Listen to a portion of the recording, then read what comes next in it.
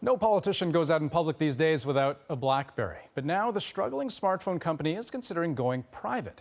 BlackBerry announced today it's looking at what it calls strategic alternatives. And if you're not sure what that means, you're not alone.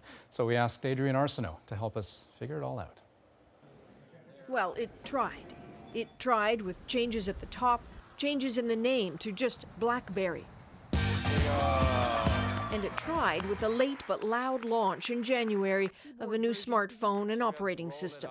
We have definitely been on a journey of transformation.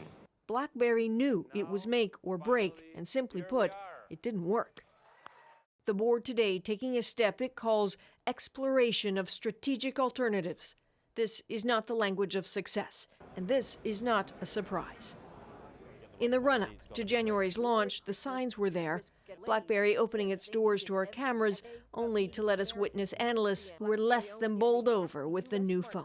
You're going to take a hit for the hardware lacking the sex appeal of a Galaxy S4 or an iPhone 6. It takes a little while to get accustomed to the keyboard. The sales of the Z10 were dismal. The stock hovers around $10 from its 2008 peak of $150. And BlackBerry's market share is fourth. This from the iconic Canadian company that invented the smartphone, once owned the market. Simon Sage from Crackberry.com. Even the most loyal of BlackBerry fans, those from the fan site Crackberry, know that what's happened is harsh, what's ahead unclear. Slicing up the company and selling off the different parts, or it can mean selling the company wholesale. It can mean taking the company private so that it's owned by the people who work there. So it's still very hazy and foggy right now. Some investors adore the idea of selling off the valuable patents and services. They smell profit in that. And which direction is preferred depends on whether you're thinking with your wallet or your patriotic heart. People are putting their retirement money into a certain company. No matter how much they want to succeed, they have to be realistic. They want their retirement dollars to be there when they retire. And as much as they'd like to help out a Canadian company, we still need that company to survive. So if BlackBerry is selling, who's buying? There are sounds of interest from another Canadian firm, Fairfax Financial. But what if the buyers were foreign firms? There's no doubt the government would watch those transactions carefully, try to protect head office, protect employment here, but save BlackBerry as an iconic Canadian tech giant? That might be harder.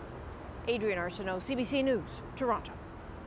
Well, let's bring in Amanda Lang now for more on this story. So first off, help us understand what's on the table here. Well, as you've heard, a strategic review is really about options. The range can be broad. It can be everything from buyers who take this thing private to a partnership with another technology company to the outright breakup of the firm, then sold for the parts. Now, we should keep in mind BlackBerry has had some form of strategic review going on for more than a year.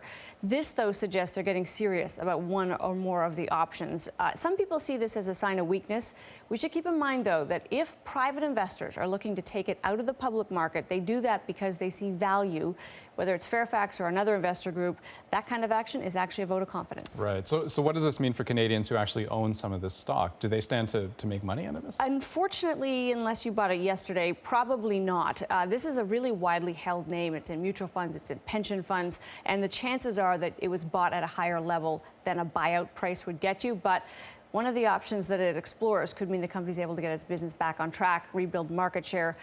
The hope for BlackBerry, obviously, is that it doesn't become yet another Canadian tech giant that has failed. Right. A lot of fingers crossed out there. Amanda, thanks a lot. Thanks.